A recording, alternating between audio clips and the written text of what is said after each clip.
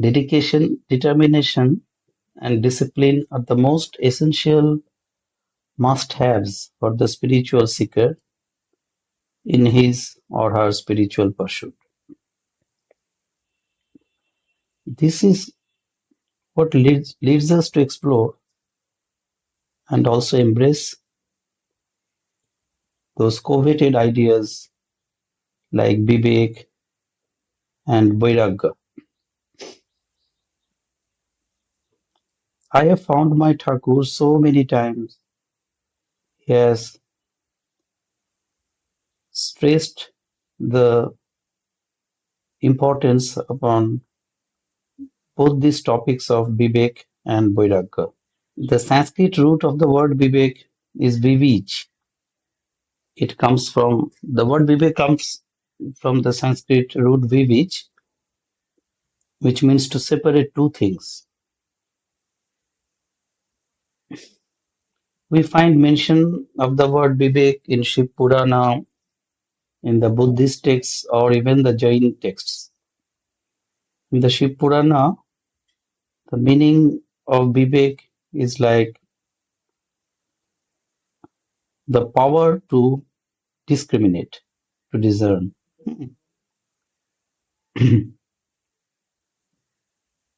Essentially, I should say that the word vivek means to separate between eternal and non-eternal. When the clarity comes that for the spiritual seeker, I should say, that when the clarity comes for the spiritual seeker, that there is some ultimate reality, that there is some ultimate solution to the problem of life, which is worth having compared to everything else in life, then it's quite natural for the seeker to cling to that fact with all power and passion. It's obvious, no? Mhm. This is what Vivek provides us with, a truth, a fact you may call, which is eternal and for which every other thing in our life can be given up. Vivek helps us to reach that absolute fact. It helps us to reach that ultimate truth with such an intensity that this ultimate truth doesn't remain just one among many things. It becomes the only one thing. Okay? People, have so many things to do. They have their shopping, they have their individual jobs, they have vacationing with the family. Mm, what they call these days? Mm, oh, spending quality time with the family. And with all these things, there's one more thing to do, which they say doing spirituality, or in our case, we will say that we must also chant Ram Naran Ram or try to understand the thoughts of Thakur. No, this isn't the way. No, a person whose vivek is ever whose vivek has been awakened, he or she will attach the greatest importance to things related to Thakur or chanting Mahanam Ram Naran Ram, because his or her vivek has finally been able to discriminate what is eternal and what is not. The spiritual quest is first and foremost for whom we can call the viveki, or someone whose vivek has been awakened. He or she then realizes that this is my ultimate life. This spiritual life pertaining to eternal reality is meant for all. Not that It's only for the monks or nuns or those who have devoted totally themselves into the spiritual journey. The spiritual life pertaining to eternal reality is meant for all, whether he is a monk or a householder, it doesn't matter. What is real for everyone, irrespective of his or her background. You know, the grand philosophy of Bhagavad Gita was addressed by Krishna to Arjuna, who happens to be a householder. I mean to say, Arjuna was a householder and a warrior. And this grand philosophy was delivered by Krishna to Arjuna in a battlefield, in the battlefield of Kurukshetra. The nastiest, in the midst of the nastiest business that human beings have been ever engaged into, that is warfare. It is just before the start of the Kurukshetra war, Krishna did deliver Bhagavad Gita to Arjuna. So the highest truth of vivek is for the householders as it is for the monks. No discrimination. When something can start in the battlefield, it is possible in any sphere of life. All that it requires is the commitment. Prince Siddhartha wanted enlightenment in all jest, and thus he became Buddha. You know, just under the Bodhi tree, just before he sat in meditation and he ultimately attained the Buddhahood. What did he tell himself? Buddha told himself just before sitting in meditation, Iha shunashusho tume sharidam, tagasthimangshang pralayancha jatu, aprapya bodhi bahukalpa durlabham, noivasanat kaimatas chalishyate. Which means, though only my skin, sinews, and bone remain, and my blood and flesh dry up and wither away, yet I will never stir from this seat until I have attained full enlightenment. Look at the determination.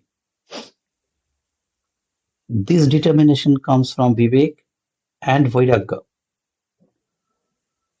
You are also setting up on that same heroic quest that I want this enlightenment, this wisdom, this darshan, this theoria.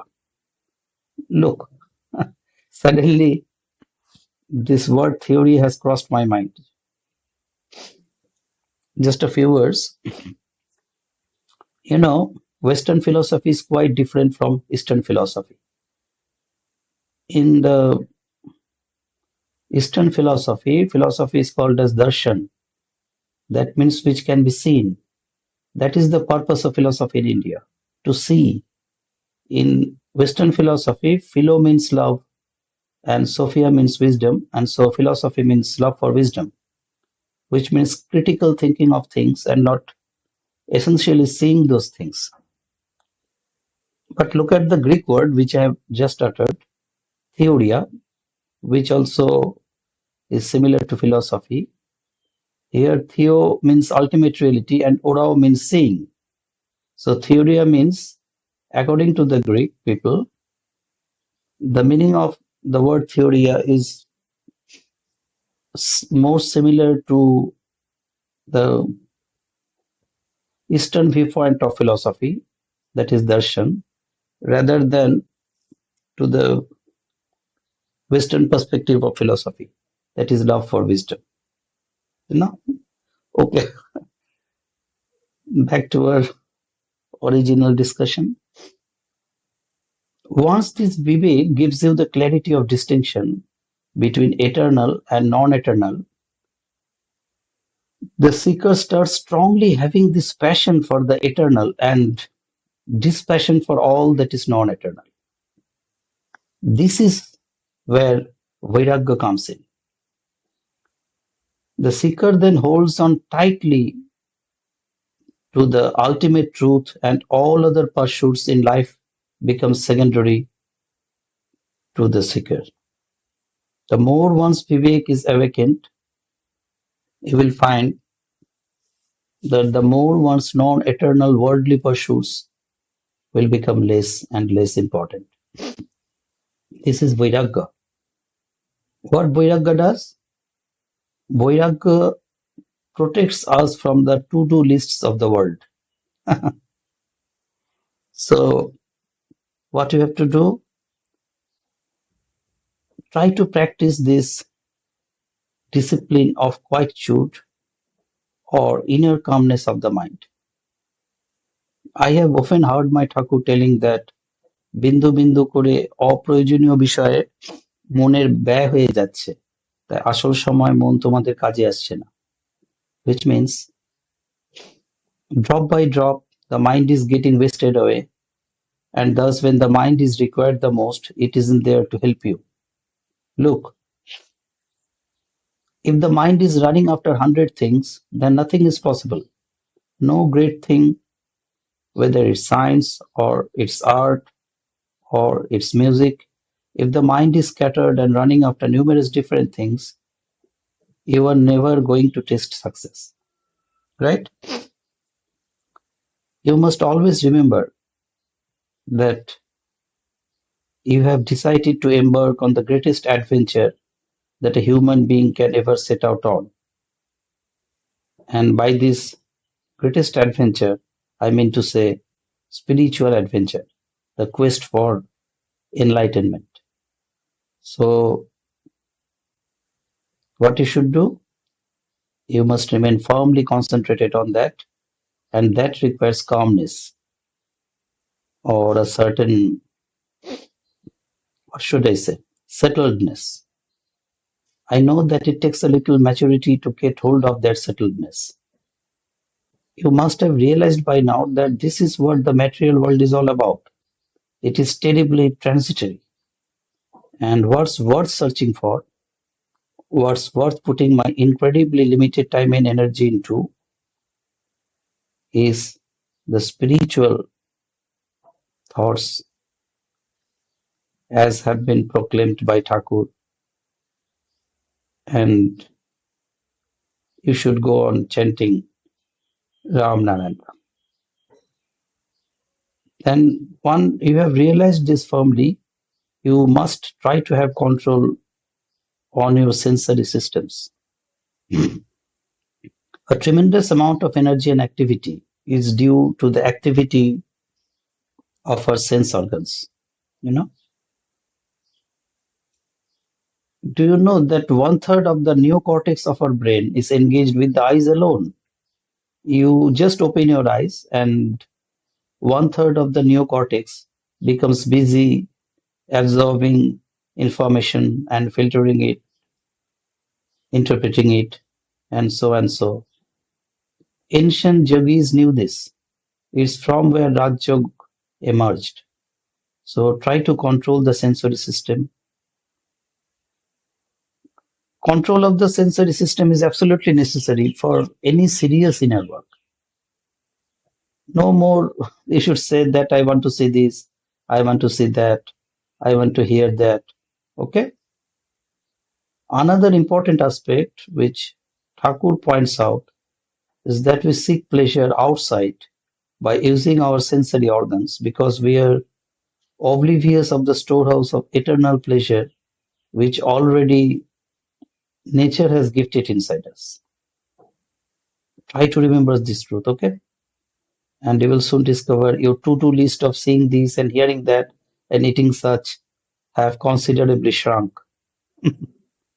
Eyes, ears, tongue, touch, keep them under your reign. These sensory systems have a certain inner intelligence of their own. They have a certain autonomy.